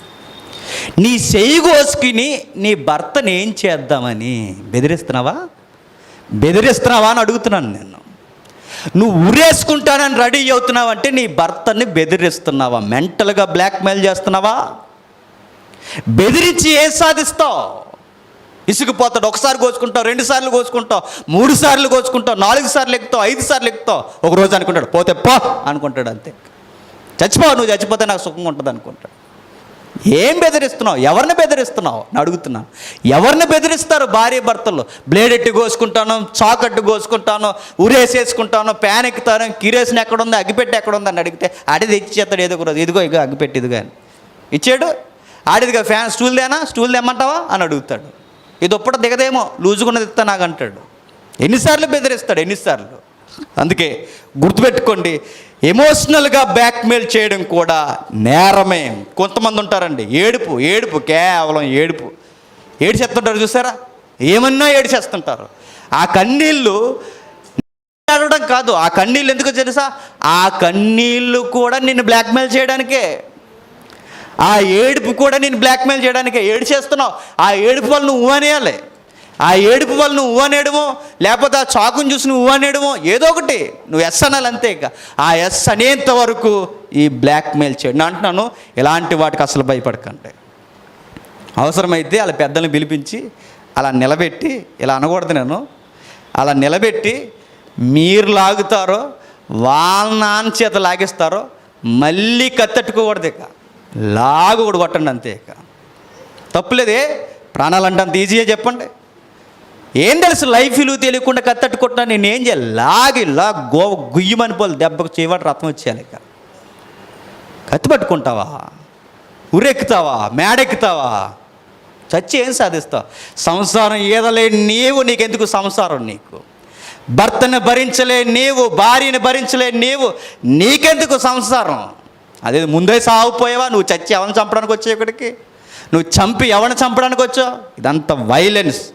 బైబిల్ ఘాటుగా చెబుతుంది, ఇవన్నీ కనిపించని హింసాకాండ. ఎప్పటి వరకు నేను అడుగుతున్నాను, ఎప్పటి వరకు మీరు ఏవైతే విన్నారో, ఎప్పటి వరకు నేను ఏ పాయింట్స్ అయితే ఆ యుఎస్ సర్వే చెప్పింది నేను రేజ్ చేశానో, ఇన్నిట్లో 2 వర్గాలు ఉంటాయి. ఆ 2 వర్గాల్లో 2 వ్యక్తిత్వాలు. ఆ వ్యక్తిత్వాలు 2. ఒకటి హింసించేవారు, 2 హింసకు గురయ్యేవారు. బాధించేవారు, బాధకు గురయ్యేవారు. ఇప్పుడు నేను అడుగుతున్నాను, ఇన్ని పాయింట్స్లో నీవెలా ఉన్నావో ఒకసారి చెక్ చేసుకో. బాధిస్తున్నావా, బాధపడుతున్నావా? నేను అంటున్నాను, ఇన్ని పాయింట్స్లో ఏదో ఒక పాయింట్లో మనం బాధించేవారం అవుతాం, ఇన్ని పాయింట్స్లో ఏదో ఒక పాయింట్లో బాధపడిన వారం అవుతాం. ఒకవేళ నువ్వు బాధపడే స్థితిలో ఉన్నావా, బాధించే స్థితిలో ఉన్నావా? 2 చూసుకోవాలి. చివరికి ఇక ముగించేస్తాను. ఇక భార్య భర్తలు ఎవరైనా ఇలాంటి యాటిట్యూడ్ కలిగి ఉంటే, మీ మధ్య పిల్లలు పెరిగితే, ఈ కొలసీ పత్రిక ప్రకారం మీ మధ్య పిల్లలు పెరిగితే, ఆ పిల్లల మీద మీకు తెలియకుండా మీ ప్రవర్తన చేత మ్యారేజ్ అనే ఒక రాంగ్ డెఫినేషన్ వాళ్ళ గుండెల మీద మీరు ముద్రించేస్తారు. వాళ్ళు ఎదిగిన తర్వాత అంటారు, నాకు అస్సలు పెళ్ళొద్దు అంటారు. వాళ్ళు ఎదిగిన తర్వాత ఖచ్చితంగా అంటారు, ఏమని తెలుసా, నాకు పెళ్ళొద్దు. ఎందుకు? మా నాన్న ఎలా ఉంటాడు ఇన్ని రోజులు చూశాను అంటది ఆ కూతురు. మా అమ్మ ఎలా ఉంటుంది ఇన్ని రోజులు చూశాను అంటాడు ఆ కొడుకు. నాకు పెళ్ళొద్దు, పెళ్ళంటే ఎలా ఉంటే నాకు అసలు వద్దు అంటాడు. వాళ్ళ మ్యారేజ్ అనే మైండ్ సెట్ మారిపోవడానికి మీ ఇద్దరే కారణం. గుర్తుపెట్టుకోండి. పిల్లలు ఎలా ఉన్నారు, ఈరోజు ఎలా ఉన్నారు అని ప్రశ్నించుకుంటే, వాళ్ళకి వివాహం చేసుకోవడం కన్నా వివాహం చూసి భయపడుతున్నారంటే మీరేదో తప్పుడు ప్రవర్తనే వాళ్ళ ముందు ప్రవర్తించారు. నేను అడుగుతున్నాను, ఇవన్నీ బయటే కాదు జరుగుతుంటా చెప్పండి. రోజు బైబిల్ పట్టుకొని భార్య భర్తలుగా కుటుంబాలుగా ఎవరైతే చర్చిలకు పోతున్నారో వాళ్ళందరూ కూడా ఇవన్నీ చేస్తున్నారు, చేయట్లేదు చెప్పండి. ఖచ్చితంగా చేస్తున్నారు. దేవుడు అంటాం, బైబిల్ అంటాం, ప్రార్థన అంటాం, ప్రేమ అంటాం, అన్నీ అంటాం, కానీ ఇవన్నీ మనం ఖచ్చితంగా చేస్తాం. నెక్స్ట్ ఇక ముగించేస్తాను. ఇక ఎమోషనల్ అబ్యూస్. ఏదో ఒకటి అనడం, ఏదో ఒక మచ్చలు చూపించడం, ఏదో ఒక మాట తగ్గించి మాట్లాడడం, అధికారం కోసం అంధకారంగా చేసుకోవడం. ఒక్క మాటలో చెప్పాలంటే కనీసం నీకు అన్నం వండడం కూడా రాదా అన్న మాట చేత కూడా బాధ పెట్టడం. ఇంకా కనీసం నీ రూపం ఎప్పుడైనా అద్దంలో చూసుకున్నావా అని అనడం. ఇంకా నేను చెప్తున్నాను, నువ్వు నాకు ఈ మధ్య పెళ్ళిలో ఉన్నట్టు లేవని అనడం. ఇవన్నీ బాధలే. ఒకరినొకరు తగ్గించుకోవడం, ఏదో విధంగా రెచ్చగొట్టుకోవడం, జీవిత భాగస్వామి కొరకు సిగ్గు లేకుండా వెళ్ళిపోయి పరాయి వారి దగ్గర చెప్పడం. Emotional abuse. ఒక మాట చెప్తున్నాను, ఎమోషనల్ అబ్యూజ్ అంటే ఒక ఎగ్జాంపుల్ ఉంది. చాలామంది జీవిత భాగస్వాములు ఏం చేస్తారంటే ఇతరుల దగ్గరికి వెళ్ళి చెప్తుంటారండి. ఇతరుల దగ్గరికి ఈ అలవాటు, ఇది చాలా దరిద్రపాల పట్టింది.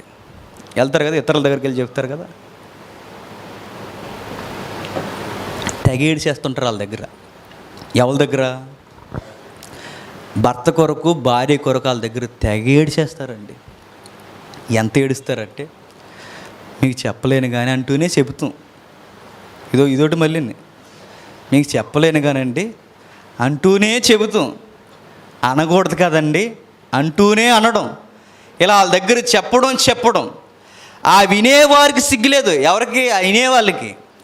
ఎవరైతే వెళ్ళారో, వెళ్ళి ఎవరి దగ్గర అయితే చెబుతున్నారో, ఆ చెబుతున్నప్పుడు ఎవరైతే వింటున్నారో ఆ వినే వాళ్ళకి సిగ్గు లేకుండా విని వెంటనే జాయిన్ అయిపోతారు. ఎవరితో?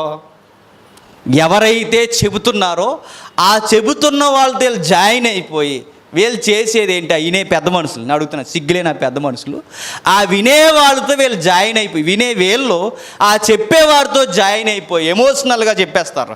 ఆ చెప్పేసినప్పుడు వాళ్ళతో జాయిన్ అయిపోయి వీళ్ళు ఏం చేస్తారు? ఇంకా పెట్రోల్ వేస్తారు, ఇంకా నిప్పెట్టేస్తారు, ఇంకా గొడవ పెద్ద చేసేస్తారు.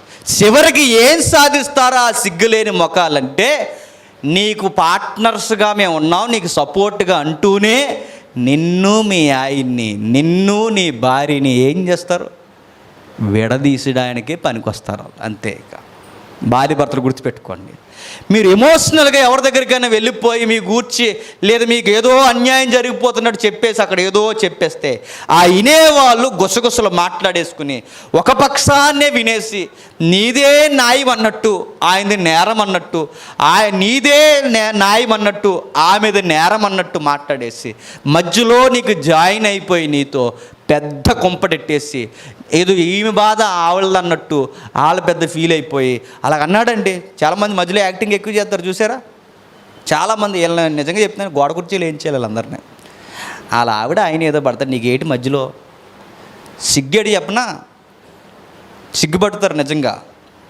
ఎప్పటికైనా ఆన్సర్ ఏంటంటే వాళ్ళిద్దరూ ఒకటి అయిపోతారు. ఎవరిద్దరు? భార్య భర్తలు. తర్వాత సిగ్గు లేకుండా మొహం వెనక్కి తిప్పుకుని వచ్చేసింది ఎవరు చెప్పనా? నువ్వు వాగుతావు, చూసావు, మధ్యలో వాగుతావు. ఆ వాగు నీ మొహమే సిగ్గు. అలా అన్నానండి ఆ రోజు, అలా చెప్పిందని అన్నానండి అంటావు. అప్పుడు ఆవిడ అంటా అంద, నువ్వు ఎందుకన్నావు అని అడుగుతాడు తిరగేసి. అప్పుడు ఏం చెప్తావు? మా ఆవిడ అంటుంది నీకు ఏంటి అని అడిగితే ఏం చెప్తావు? మా ఆయన అంటాడు, నేను అంటే నువ్వు అలా అనేస్తావు మా ఆయన్ని, ఆ రోజు ఇలా అందంటే నేను చెప్తుంటేనే అంటుంది ఆవిడే మళ్ళీ. అప్పుడు ఏం చేస్తావు? అందుకే గుర్తుపెట్టుకోండి, మూడో వ్యక్తులు ఎవరైతే ఉన్నారో ఆ మూడో వ్యక్తుల దగ్గర మీరు దిగజారొద్దు, మీరు చెప్పొద్దు. వాళ్ళు ఏమి తీర్చరు, ఆర్చరు, మిమ్మల్ని గొడవలు పెట్టి విడదీయడం తప్ప దేనికి పనికిరారు. ఏమన్నా బాధ, ప్రేమ ఉంటే వ్యక్తీకరించు, మార్చుకునే ప్రయత్నం చేయి. చివరికి ఒక మాట చెప్పి నేను ముగించేస్తాను. ఇక వచనాలు ఉన్నాయి కానీ 10 అయిపోయింది, ఫ్యామిలీ గొడవ కదా, వచ్చే వారం చూద్దాం. చివరికి ఒక ఎగ్జాంపుల్ చెప్పి ముగిస్తాను. ఒకరోజు ఒక ఆమె ఏడుస్తుంది బస్సులో. ఎంత ఏడుస్తుందంటే చెప్పలేనంతగా ఏడుస్తుంది. ఆమెను చూస్తే మనకి ఏడుపు వస్తుంది. ఏడుస్తూ ఉండగా ఆ పక్క ప్రయాణికులు ఎవరైతే ఉన్నారో ఆ ప్రయాణికురాలికి చెప్పుకుంటుంది ఈవిడ. ఎందుకు ఏడుస్తున్నావంటే, మా ఆయన ఇలా అండి, మా ఆయన అలా అండి, మా ఆయన ఇలా బాధ పెడుతున్నాడండి, మా ఆయన ఇలా అనుమానిస్తున్నాడండి, మా ఆయన ఇలా మాట వింటలేదండి, మా ఆయన అని చెప్పింది ఏడ్చి. బస్సు ఆగింది, స్టేషన్ వచ్చింది. ఆ దిగిపోయే వినిన ప్రయాణికురాలు ఏమందో తెలుసా? ఓ మాట చెప్పిన ఫ్రెండ్ అందే.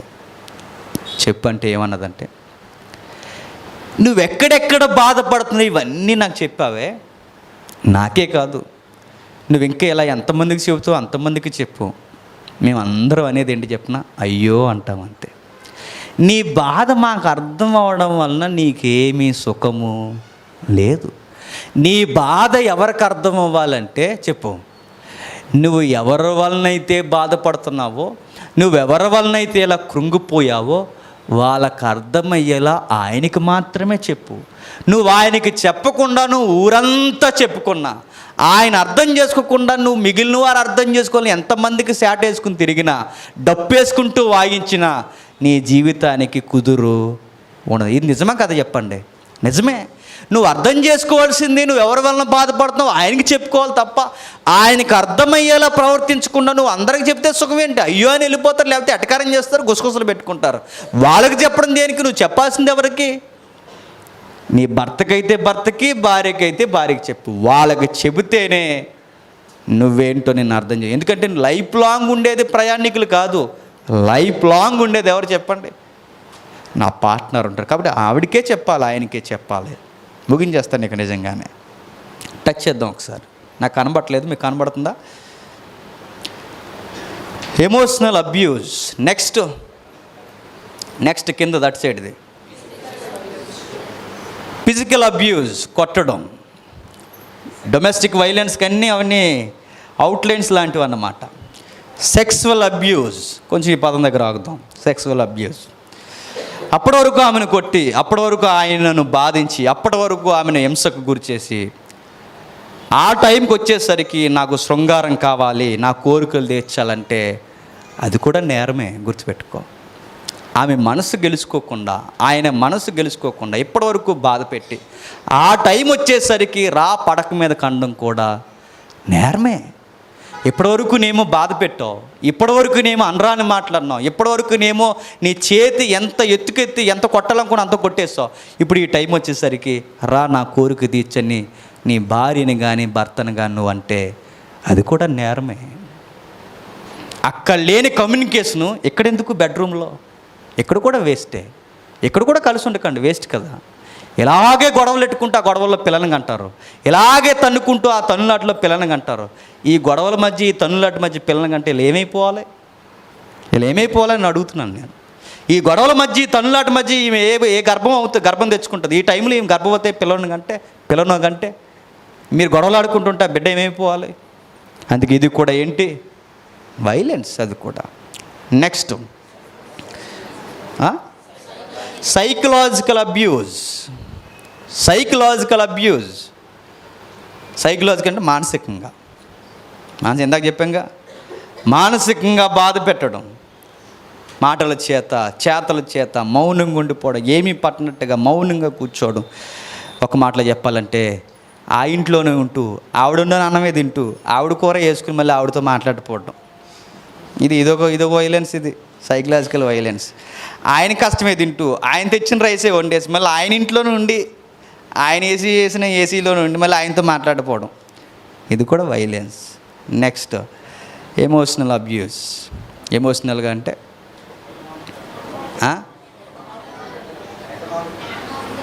ఎకనామికల్, అదే ఫైనాన్షియల్, ఎకనామికల్. డబ్బు. నేను చేసుకున్నాను కానీ ఆవిడ చేసుకుంటే ఎంత దిద్దునో తెలుసా? ఎంత దిద్దును? ఆ ఎకరం రాసిస్తా అన్నది, ఆ ఎదురు బిల్డింగ్ ఇచ్చేస్తా అన్నది. నువ్వేదో పెద్ద మహారాణివని నేను చేసుకున్నాను. లెక్కల కోసం గొడవలు. ఆవిడ అంటది, ఆమె తగ్గిపోదు. ఆ రోజు మా అమ్మ తాలీకి ఆ టేపు నుంచి ఆ బంధువు ఆ బీరకాయ పీసాడు ఎవడో డాక్టర్ గారు అని చెప్పారు నాకు. పళ్ళు డాక్టర్. ఆ పళ్ళు డాక్టర్ని చేసుకోమని చెప్పారు. చేసుకుని ఎరగదీస్తావని గుడిసెలో అయినా సరే ఆనందంగా ఉందో అని వెనక వచ్చేసాను. నీ దగ్గర ₹10 లేదు. ఎకనామికల్గా చూస్తే సర్లే ప్రేమన్నా ఉంటుంది అనుకున్నాను. ₹10 కూడా లేదని నాకు అర్థమైంది. చాలులే అంటే ఇది కూడా ఎకనామికల్ గొడవలు. ఫైనాన్షియల్గా గొడవలు పెట్టుకున్న వాళ్ళు లేరండి? ఖచ్చితంగా ఉన్నారు. ఎమోషనల్గా ఉన్నారు, ఫైనాన్షియల్గా ఉన్నారు, సెక్సువల్గా ఉన్నారు, ఇంకా ఫిజికల్గా ఉన్నారు, సైకలాజికల్గా ఉన్నారు, అన్ని విధాలుగా ఉన్నారు. ఒక్క మాటలో చెప్పాలంటే సెంటర్ పాయింట్ గృహహింస, డొమెస్టిక్ వైలెన్స్. ఇప్పుడు కొలసీ పత్రిక చదవండి, ఆ 2 మాటలు ఇవన్నీ ఉంటాయి చూడండి. అదొక్కటే చదివి ముగించేద్దాం. భార్యలారా మీ భర్తలకు విధేయులయుండుడి, ఇది ప్రభువును బట్టి యుక్తమై ఉన్నది. భర్తలారా మీ భార్యలను ప్రేమించుడి, వారిని నిష్ఠూరబెట్టగడి. ఆ 2 యాటిట్యూడ్, ఆ 2 పదాలలో ఇప్పుడు మనం చెప్పుకున్నవన్నిటినీ తీసి పాడేసేంత యాటిట్యూడ్ ఇక్కడ చెబుతుందా లేదా చెప్పండి? ఉంది. ప్రేమ ఉంటే భార్య మీద ఇవన్నీ భర్తకుండవు, అవన్నీ భర్తకుండవు. గుర్తుపెట్టుకోండి. భర్త మీద గౌరవం ఉంటే అవన్నీ భర్తకుండవు. అంటే ఒకరి మధ్య ఒకరికి ప్రేమ ఉన్నా, ఒకరంటే ఒకరికి గౌరవం ఉన్నా, ఇప్పుడు మనం మాట్లాడుకునే వైలెన్స్ వాళ్ళ మధ్య ఉండదని బైబుల్ ఎంత 2 లైన్స్లో ఆడ చెప్తుందో చెప్పండి. భార్యలారా మీ భర్తలకు విధేయులవ్వండి, భర్తలారా మీ భార్యలను ప్రేమించండి. భార్యలను ప్రేమించండి, భర్తలను గౌరవించండి. ఇప్పుడు నేను అంటున్నాను, ఇంకా లైన్గా మీరు చూడండి. గౌరవించండి అన్న దగ్గర ఫస్ట్ పాయింటే మనకు అనిపించింది. స్నేహితుల దగ్గర కానీ, బంధువుల దగ్గర కానీ, ఫ్యామిలీ దగ్గర కానీ నీ భర్తని డౌన్ చేయొద్దన్న పదం ఇక్కడ కనబడుతుంది. చూడండి, ఉందా లేదా అక్కడ? డౌన్ చేయకు, విధేయత. భార్య చెప్తుంది, భార్యను ప్రేమించు. ఎంత ప్రేమిస్తావంటే తన కొరకే సర్వం అర్పించేంతగా ప్రేమించు. తను తక్కువ చేయకు, స్నేహితుల దగ్గర బంధువుల దగ్గర తక్కువ చేయకు, ప్రేమించు. ఇంకా ప్రతి పాయింట్ మనకి కనిపించే రెఫరెన్స్లో మనకు కనబడుతుంది. చూడండి, ఇది గనక మన జీవితాలకు అప్లై చేసుకుంటే, నేను చెబుతున్నాను, ఏదేను తోటలో ఆదామవ్వలో పాపం చేయకముందు ఎంత బంతుల్లా తిరిగారో మనం వాక్యం పాటిస్తే, ఇది మన జీవితాలకు అప్లై చేసుకుంటే, ఈ పాపం అనే ఈ పొలం మధ్య మనం కూడా దైవిక దృష్టిలో బంతుల్లా తిరగవచ్చు. గుర్తెట్టుకోండి. దయచేసి మనసుని పెట్టండి. ఈ సర్వే ఇది పచ్చి నిజం. దీన్ని బేస్ చేసుకుని వచ్చే వారం మనం కొనసాగిద్దాం. టైం అయిపోయింది, వచ్చే వారం చూద్దాం. ప్రార్థన చేసుకుందాం. పరలోకమందున్న మా తండ్రి, ఎందరికీ ఈ సంగతులు అర్థమయ్యే నాకు తెలియదు దేవా. తెలుసో తెలియకో తండ్రి, సులకనగానో పట్టించుకోకుండాను తండ్రి, ఇవన్నీ కుటుంబాల మధ్య జరుగుతున్నాయి. క్రైస్తవ కుటుంబాల మధ్య కూడా జరుగుతున్నాయి తండ్రి. నిజమే, నవ్వుకునేవి కొన్ని, బాధపడేవి కొన్ని, బాధించేవి కొన్ని, బాధకు గురి చేసేవి కొన్ని. బాధించేవారు మేమే, బాధపడేవారు మేమే తండ్రి. ఒక్క మాటలో చెప్పాలంటే హింసించేవారు, హింసకు గురయ్యేవారు కూడా మేమే. రెండిట్లో ఏ కేటగిరీలో ఉన్నామో కూడా తెలియని పరిస్థితుల్లో మేము ఉన్నాం తండ్రి. గృహహింస అంటే కేవలం స్త్రీలే కాదని పురుషులు కూడా తండ్రి బాధపడతారని, పురుషులే కాదు స్త్రీలు కూడా మరింత బాధపడతారని తండ్రి మాతో ధారాళముగా మీరు మాట్లాడారు. మేధావులు చెప్పిన మాటలు తండ్రి ఈరోజు మేము చూస్తున్నామేమో కానీ తండ్రి, వీరు చెప్పిన మాటలన్నీ తండ్రి ఒక్క వచనంలోనే మాతో ధారాళముగా మీరు అందించిన అర్థం చేసుకోలేని స్థితిలో మేము ఉన్నాం దేవా. మాతో మాట్లాడండి, కుటుంబాలను ఆదరించండి, కుటుంబాలను బలపరచండి, బలోపేతం చేయండి, వారిని ఇంకా ఆదరించండి తండ్రి. వారి మధ్య సఖ్యత తీసుకురండి. మొదట మాట్లాడిన సహోదరుడిని, ఈ మాటల్ని కూడా మీరు దీవించి బలపరిచి వారి జీవితాలకి ఫలభరితముగా మీరు మార్చండి. తిరిగి మేము కలిసి మాట్లాడుకోవడానికి అనుకూలమైన సమయమును జ్ఞానమును మాకు అందిస్తారని కోరుతూ తిరిగి వెలుచుండగా తండ్రి, మార్గం మధ్యలో మీ పిల్లలకి మా సహోదరులకి మీరే తండ్రి మీ కృపచేత నడిపించి వారిని క్షేమంగా వారి గృహాలకు చేరుస్తారని అర్థిస్తూ సమస్త మహిమ ఘనత మీకే ఆరోపిస్తూ క్రీస్తు నామని ప్రార్థన సమర్పిస్తున్నాం తండ్రి. ఆమేన్. సెలవు.